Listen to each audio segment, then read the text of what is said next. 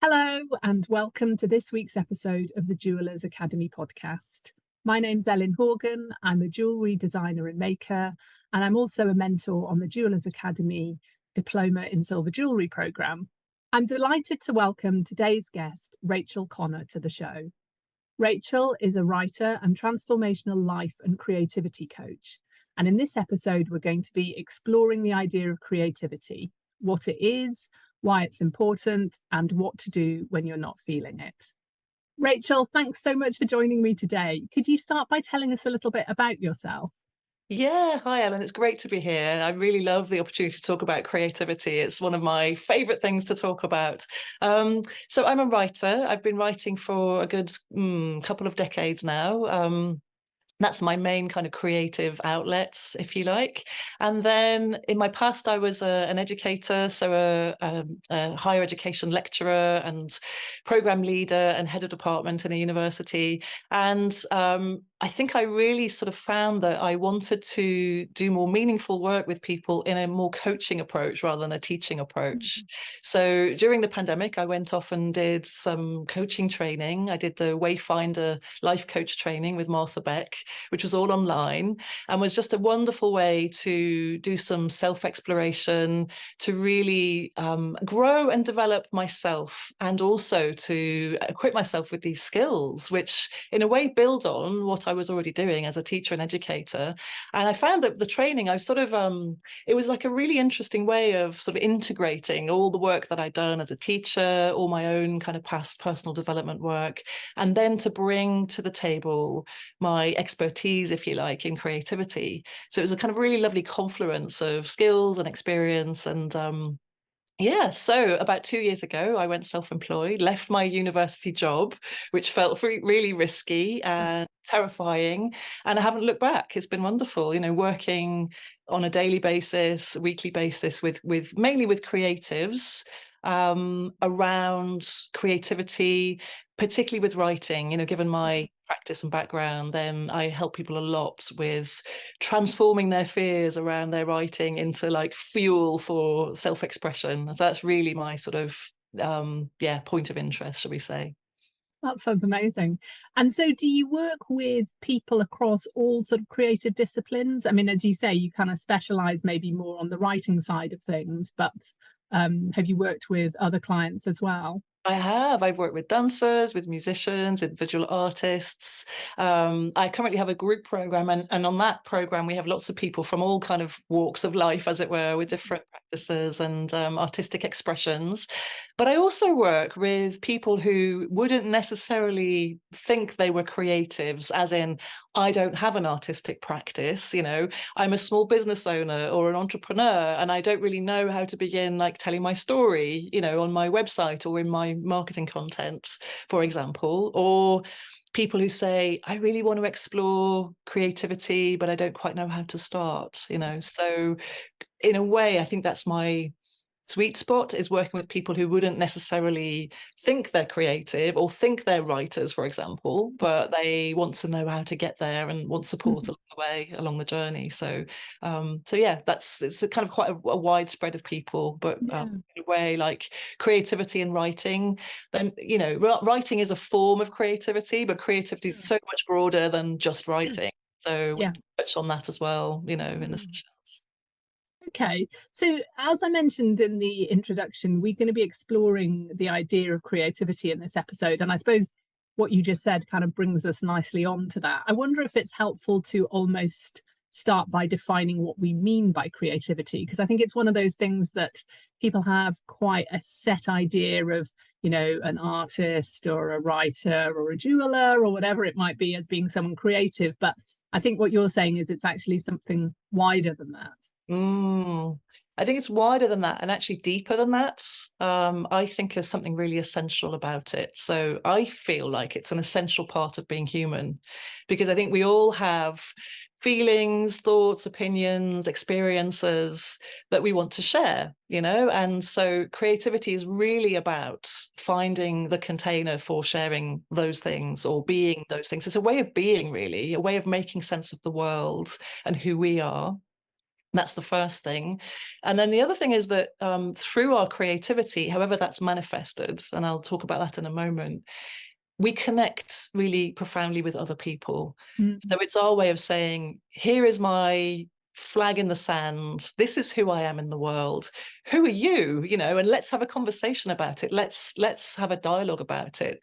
So I think, you know, for me, creativity is really about those things: expression in whatever form, and also connection with other people. And so, yeah, to your point about, you know, a specific kind of understanding of what creativity is, I think the problem that many of us fall into is that we think, oh, I don't have a practice, you know, I'm not an artist, I'm not a visual artist, or I'm not a writer, I'm not a dancer. I mean, that's one manifestation of creativity, but actually we can express ourselves and who we are, you know, daily, habitually, in the way we go about living our lives and just the environments we set up for ourselves, you know. So what kind of food do we like to cook? How do we want to decorate our homes? You know, do we want to organize events? I mean, that's incredibly creative, I think, you know, a party, a fundraiser, an event, a workshop. You know, these are ways in which we bring ourselves, our thoughts, feelings, opinions, what matters to us, what's really important to us. So I think it's there everywhere. And, you know, an artistic expression of that is just one format, if you like. Yeah. Yeah. Yeah, that's really interesting. And I think it's, you know, I suppose as jewelers, we naturally think of ourselves as creative, but I think that's really interesting. What you're saying is it kind of touches so many other areas as well. It's, you know, it's infused through everything that we do, really, and tells other people everything they need to know about us. I think that's So right. I guess that brings me on to my next question, which is, are we all creative? I mean, are there any people out there who you think just, no, creativity is not their thing at all? Or is it just a question of kind of getting in touch with your creativity somehow? Yeah, I feel like we all have the capacity to be creative.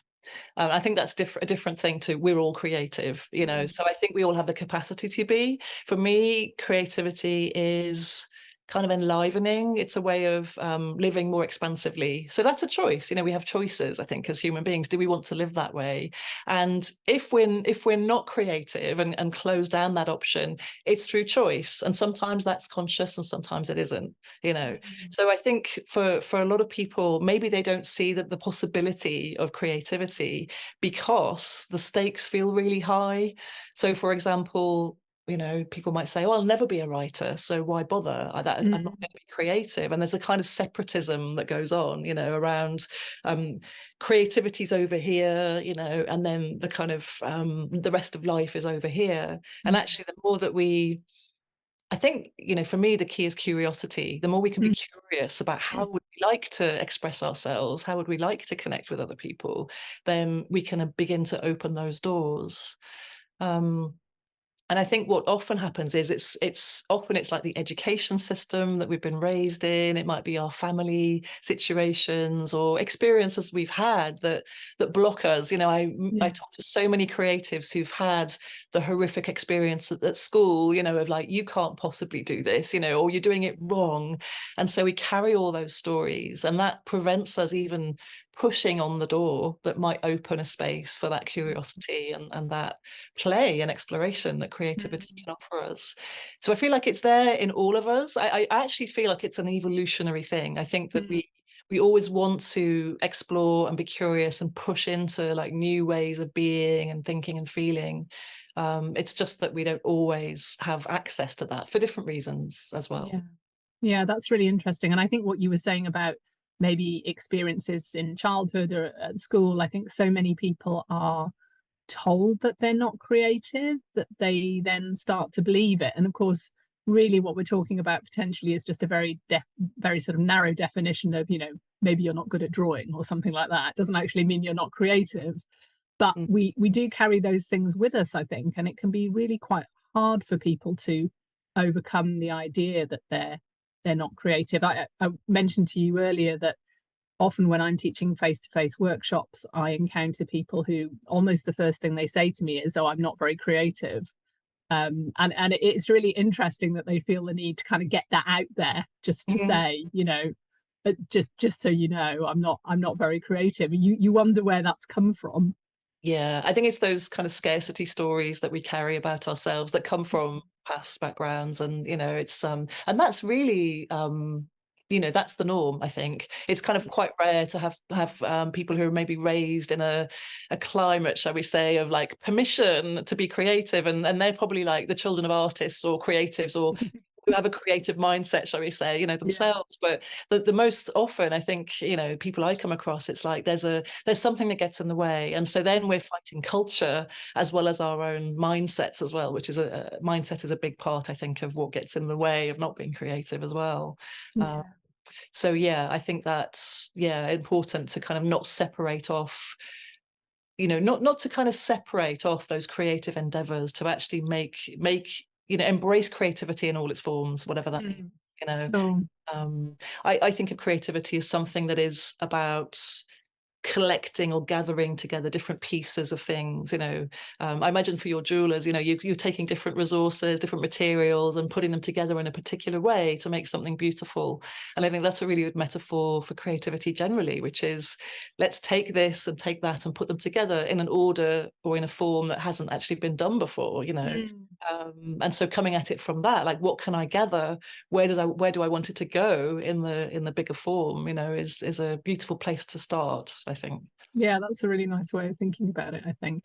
And I mean, I find it interesting again that I think if you look at, say, little kids and creativity, they have no inhibitions. They just go for it. They get everything that they want. They, stick it all on a bit of paper, or they color, or they paint, or they model with clay, or whatever it might be. But I wonder if also there's something about, as we get older, that we're kind of inhibited almost by a bit of a fear of failure. Whereas I think maybe as children, we're not too worried about the outcome. We're more just enjoying the process of creativity, I suppose.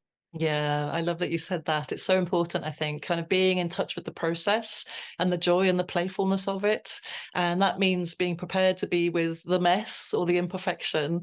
And I think, if anything, one of my main missions, if you like, as a coach, is to actually get people to really embrace imperfection, because it's that fear of perfection, of like, oh, it's not good enough, it has to be perfect, otherwise no one will like it, I'll be judged. It's like, no, that it's actually about embracing imperfection and showing up on a regular basis, just for the love of it, just because we can, because we're human beings and we have this expression, because we can. And I think kind of being back in touch with that playful childhood self is really key, because that's that way of being. We haven't had the cultural messages, the things that quash us and stop us, from expressing ourselves, really. Mm. So yeah, I think part of the key with creatives, my work with supporting creatives, is to kind of peel off those layers, that have hardened over decades of being alive, of like all the stories that get in the way. So yeah, playfulness, experimentation. What if I do this? What if I put it this way? How does it feel if I use materials in this kind of way? Those curiosity driven ways of approaching things, I think, are really crucial. Yeah, that's interesting. I think sometimes as well, maybe as jewelers, although obviously pretty much every day we are being creative in some way, I think sometimes we don't find time, or maybe we don't make the time to actually do that kind of creativity without an end goal. So there's almost, I think, maybe, there's a lack of sort of playfulness potentially, because actually we're just too busy making things and selling them, or whatever, whether it's a hobby or a business. But actually setting some time aside to do that more unstructured kind of creative stuff is can be quite challenging. Yeah, definitely. Yeah, I completely agree. I think in a way, then the making becomes a kind of it becomes more product focused, because we've got customers, we need to earn some money, we need to put stuff in the world, and so then it becomes, in a way, the creativity kind of goes out of it potentially. So it's like, keeping open those doors and windows, the fresh air that blows through. Like, what do I want to make next? What am I most interested in at the moment? I see that with writers as well. The focus is on, the short story or the novel or the collection of poems or whatever it is. Like, what else is going on? What's coming?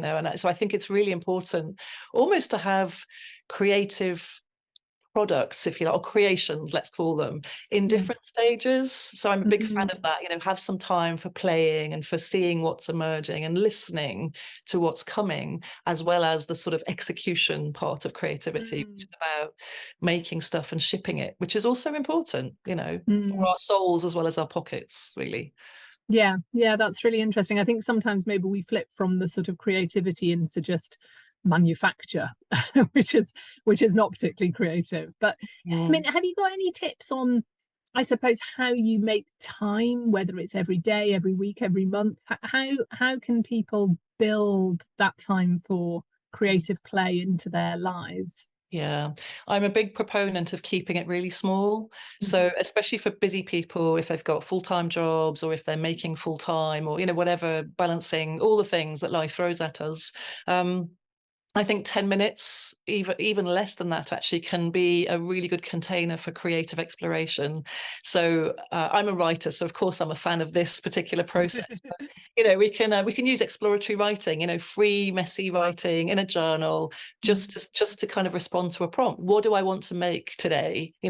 Or what's interesting about this particular, issue or topic that I'm engaged in, and then just go and be messy, explore. It doesn't have to be writing. It can be, more mark making, visual mapping, all of that stuff. But I think having time for that kind of exploration, 6 minutes apparently is the optimum time for that, because it sort of gives us long enough to explore properly, but we push beyond the if we just set it for 2 minutes, we kind of stop before we get to the juicy stuff. I think that kind of exploratory play in writing or otherwise, visually, whatever, is really good. And who doesn't have 10 minutes in the day, really? If it's important to us, if we're really committed to our creativity, then we will make 10 minutes a day. And often in my experience, what happens for me and the people I work with is the 10 minutes is so exciting and so juicy and there's so much energy that then they say, oh, I'll just do another 10 minutes, or I'll create half an hour. And so it has a kind of, this is what I mean about the evolutionary pull, it kind of has a momentum, it has an expansive energy to it that then encourages us, and it feels so alive, doesn't it, when we're in that flow, in that zone. Absolutely. So And I think once you've made the effort, it's sometimes the hard part is actually the sort of promising yourself that, no, I will sit down and carve out this 10 minutes to do it, isn't it? Rather than actually, once you're in the zone, as you say, the kind of creative ideas and thoughts start flowing. But it's just getting over the hump of actually setting that time aside. It is. And I think if the hump keeps reappearing, then it's definitely worth exploring, well, what is that about? What is that? Why am I not doing this? And there are many reasons why that could be the case. But if we can set aside 10 minutes, then often if we're in the right thing, if we're in the right mode, then the time will kind of create itself. I mean, I do think time's quite elastic in a certain way. And, and I've been there myself, where I've said, oh, I don't have time to write today, and usually there's something else going on. There's more of an internal process that's going on. It's not really that I don't have the time. It's just that I'm, the time is the story I tell myself. That's the kind of saboteur that's going on there. Yeah, that's interesting. And I mean, I guess we've sort of slightly touched on this already, but what do you think the benefits are of being creative, of actually kind of really getting in touch with our creativity and allowing ourselves maybe to make mistakes and not to be perfect? Yeah. The main thing is, I think I've touched on this already, but it makes us feel more alive when we're making things. It's because it's coming from that place of expression. This is who I am. This is how I see things. This is how I want to feel. This is how I want other people to feel. This is what I want to do. I want to connect with people. So it opens us up internally for ourselves, but also in relationship with other people. So I really believe that quite strongly. And I think being a creative, shall we say, or being in creativity, opening space for creativity is kind of a mirror that can throw back to us a reflection of like all the difficult things. So it unlocks all those stories of I'm not good enough, or I haven't quite got it right, or I haven't got the right skills. And I feel like as human beings, we have to contact all of that kind of shadowy stuff as well as the kind of good stuff, right? Yeah. So creativity is a sort of mirror for that. It shows us our own shadow, if that makes sense. And so it can be a kind of almost a developmental tool for becoming more human. Mm. So I think it's really crucial that we connect with our creativity, however that shows up, and it's not necessarily, again, an artistic practice, but, throwing a dinner party, I still have, oh my God, is the food going to be good enough? Will people actually come? Are they going to enjoy it? All of that stuff, those are those voices that really are coming from, I don't feel like I'm quite good enough. And so we can either choose to sort of not do that at all and not show up for ourselves or our creativity, or we can do it anyway and just notice the voices and then work with them. And if we can, manage to find our way through that and navigate, then we have the experience of like tackling the shadow, tackling the tricky stuff, and holding what is maybe a really wonderful event for people and have a great time. And then it's like, great, not just an achievement. It's like, I've grown a little bit, in that. Yeah. Yeah.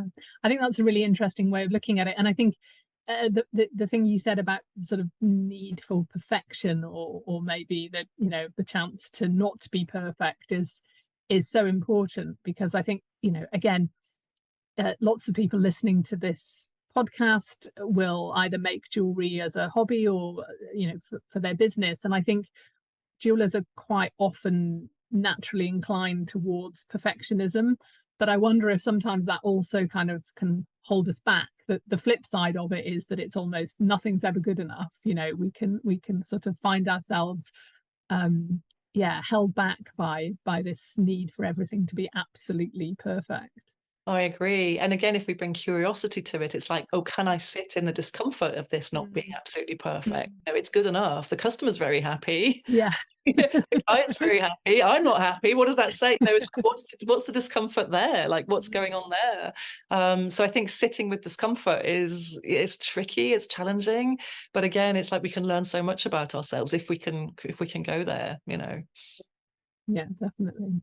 Mm. Okay, so what about the periods when we're not feeling at all creative? I mean, I think this is probably happens to everybody. I know I've definitely had those periods myself where I just feel like, oh, I've got no ideas, or I just, can't, nothing seems to be easy.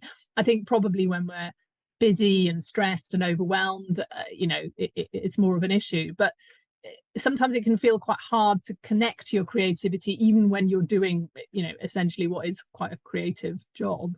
Yeah, it's a great question. I mean, I think it's important to give ourselves grace in those moments and recognize that,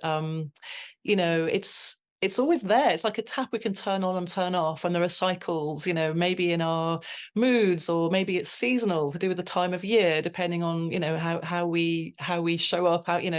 I'm much more creative and productive in the autumn and winter than I am in the summer, for example. For other people it might be the other way around. So I think honoring the seasonality of things, and I don't just mean the actual seasons, but that kind of, there are times in the day, times in the week, and just giving ourselves some grace and some compassion around that we don't have to be full on creative all the time. In fact, I think those ebbs and flows are really important, because in the kind of more, they might feel more fallow, those times, but actually that's often when the kind of deeper, juicier work is happening, below the surface. It's like in the winter, when things just kind of die back and the ground is waiting, so it's that.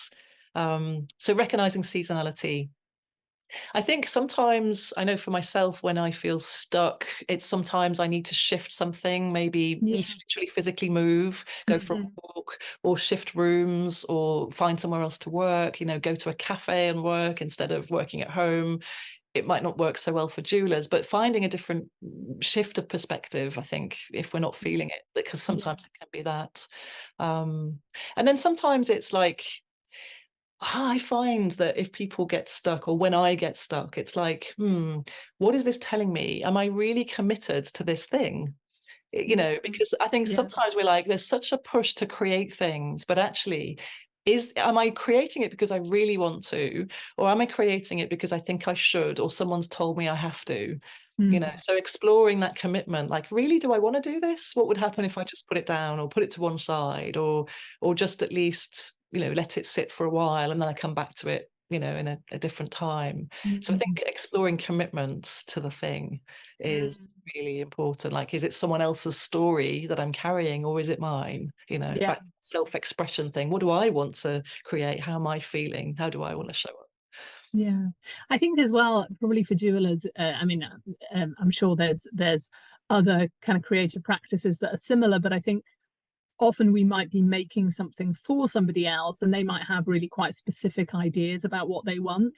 And it's interesting that sometimes that can lead, I suppose, to a bit of a tension almost between possibly the way you want to express yourself creatively and actually what you've been commissioned to do potentially. That's Absolutely. quite an interesting, yeah, quite an Yeah. interesting area to kind of think about. It is, yeah. And I think all the more reason to allow time for that personal creativity to come through. If Mm, we're making stuff for other people, we are working to commission. I mean, that's mm, great. It's making, it's actually meeting a need. It's, creating a client. It's having a conversation. Your client, your customer is the person you're having the dialogue with effectively. yeah, But like, keep the dialogue open with yourself as well yeah. internally. It's really important. Yeah. Yeah, absolutely. I think, do you think there's sort of any benefits, I guess, in being quite strict with ourselves about, making time for creativity? Because I think I was interested what you were saying about sort of, maybe you set aside 6, 10 minutes, whatever a day to kind of be creative. But if we're not feeling it, is it better just to not do that? Or is it worth trying to force yourself almost to kind of push through a creative block that you might be having? Yeah, that's such a good conundrum, isn't it? What do I do? Do I force myself to do it? I need more discipline. Yeah, it's interesting. So I think, by and large, I think attaching to the feeling states, the positive feeling state of feeling that expansiveness, that expression, that connectivity with ourselves and others, that's the key. So yeah, if a daily practice doesn't work for you, it doesn't give you that, then don't do it. Mm, I think the key is we need to be really onto ourselves, that we tell ourselves that story. Oh, I'm not feeling it today, and then we let things slide. And so I think it's about finding that balancing point between making enough of a commitment and creating enough structures and containers for us to work within that keeps the project or the idea or the feeling moving, but whilst also not, being too rigid and beating ourselves up if we don't do it. So I don't know if that sounds like a nebulous kind of answer. It's like, I think the key is self-awareness and curiosity. Like, oh, why am I not showing up again? The third time running. When I said I would, I put it in my diary. Um, Not being too hard on ourselves, but equally kind of spotting, when it's not happening. And I think a way around that is to develop a set of creative allies, mm, people who are not necessarily creatives themselves, but just people we can check in with, and people who can be there for us as our allies. And because I think often there's a myth around creativity, the individual creative genius, that we'll take ourselves off into the studio or the writing garret or whatever it is, and actually, the more that I do this, the more I talk to creatives and people who want to be creative, it's like, we can't do it alone. We need supporters and cheerleaders. And so actually to sort of get ourselves out of our own individualistic mindset is really key, I think. yeah, yeah, that's really interesting, and I think that's so valuable, isn't it? We sort of have these ideas about maybe what creativity should be, or what we should be, but actually connecting with other people,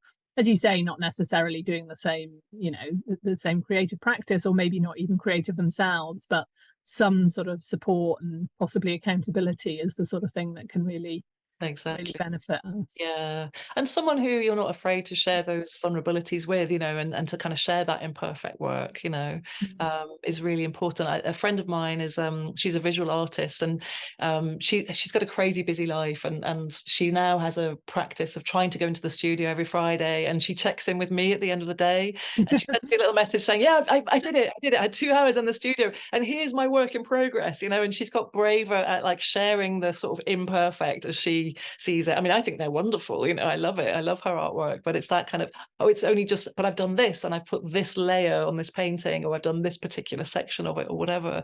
And, we can do that for each other, all the time if we choose to. It's just about setting up that relationship and finding time and the right people who can support us in our vulnerability and kind of celebrate our imperfections, actually, because even imperfect is an expression of the self. Yes, exactly. So what sort of things do you think actually stop us from being creative? Are there the kind of things that come up time and time again that are the sort of obvious blocks to creativity? I mean, those messages that we talked about earlier, those cultural messages that we take from our education, from our family lives of, you shouldn't do this, this is not right, this is not good enough. We can internalize those messages. And we also give ourselves a hard time in terms of resistance, so we kind of, we have this, I feel like we all have the capacity to express and to create, but the voices that come up are our little kind of ego selves that stop our souls doing our best work, really, whatever that means, so those voices show up as little voices, critical voices, or inner parts of ourselves, the saboteur, the boss, the harsh teacher, whatever. They show up and they kind of jump up and down and scream, and so we can't then create space for the more joyful, playful childhood, like that magical child kind of aspect of ourselves that just wants to try things out and have a go, and why not, more process led than product. So those voices, our inner parts, our inner saboteurs, definitely get in the way, I think. Or just, in times of stress and pressure, we contract down, and I think it's important to recognize we all have those, and fighting against that is not necessarily the best way, just to honor that this is not the time, this is not the season, perhaps. Okay, that's interesting. So just to kind of bring everything together, I'd be really interested to hear if you've got any kind of, I suppose, practical tips that maybe we can use if we're feeling a bit blocked creatively, or we feel like maybe we need to get a bit more in touch with our kind of inner creativity. Are there some kind of easy things that we can do to help us along that path, do you think?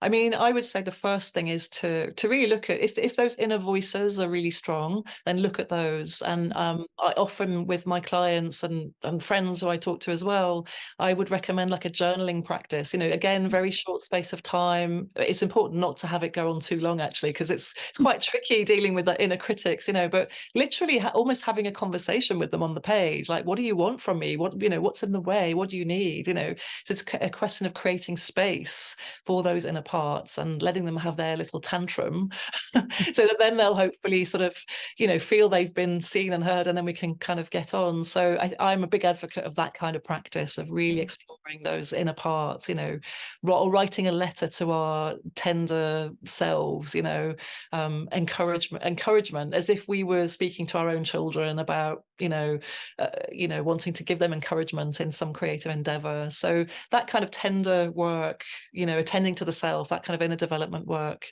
So that's the internal stuff. Definitely finding other people who can help us. So whether that's, a group of other creatives in the same kind of practice, or a coach or a mentor, or just a friend that you can have a kind of buddying, system with, checking in by WhatsApp, once a week or whatever, as I do with my friend. I think that goes a long way. And then finding groups out there that like accountability groups. I'm in a group at the moment called Brainstorm Road, which is an American-based kind of a community of practice. And there are people from all over the world who are just, they're committing to 10 minutes every day, imperfect time on their project, moving forward, whatever they want to. And every week we kind of say what we've done, and we share each other's, reflections, and we celebrate what's been done. And so moving things forward in that way, finding a community of practice or Yeah. allies is really Yeah. crucial, I think. And then just taking the kind of the stakes out of it. Start small. I speak to quite a lot of novelists, and it's like such a big undertaking, Yeah. 80,000 words of writing, 3, 4, 5 years of your life. Like, where do you start? But it starts with just 10 minutes a day. So just break things down into the absolute smallest increment. Find what feels good, and then just give your attention to it for just a very short amount of time, as often as you can, or as often as you feel that you want to. Yeah. Yeah, that's really helpful, I think, because it's those sort of small steps when we do them a lot that moves us towards a goal, isn't it? I think. Exactly. I think that's a story that we tell ourselves. If we can't, I know I've done this, if I don't have 3 hours to write, then it's not really worth doing anything, and it's like, actually, sometimes I just have 3 minutes, in between things. It's like, well, I can write a few sentences. And then, as you say, that's the start. And then we progress and we progress. And if we don't use that time, we don't get the words on the page, or we don't, put the mark on the page or make the thing or whatever. Yes. But those small steps all add up over time. Yeah. Yeah, definitely. Right. Well, thank you so much, Rachel. It's been a really, really interesting discussion. It's one I feel like we could probably spend hours talking about. There's so much, there to get into. Would you like to share where people can come and find out a bit more about you online, your website and social media and things? Yeah, sure. So the main place to find me is my website. It's rachelconnorwordplaycoaching.com, which is a bit of a mouthful, but that's where, there's more information there about the kind of coaching I do and my writing, my creative practice, and so on. The main way that I put stuff into the world is on my Substack. So it's a kind of like a blogging platform, if you like. So I'm writing weekly pieces about creativity and things like what gets in the way and what do we do about it. So there's a sign up for that on my webpage. It's so much more than a newsletter. I think of it as my like digital creative studio that I kind of go in and play around with each week. So those are the main places. And then I'm also on LinkedIn, and I'm on Instagram as well. And Twitter, but hardly at all these days. Actually, we won't have the conversation about what happened to Twitter, but Yeah, you're not around. Okay, that's great. Thank you. Well, we'll get those added to the show notes as well, just so that people can make sure they can find you. Thanks so much for listening, everyone. I hope you found this week's discussion as interesting as I did, and I hope you all have a great week. Thank you. Bye.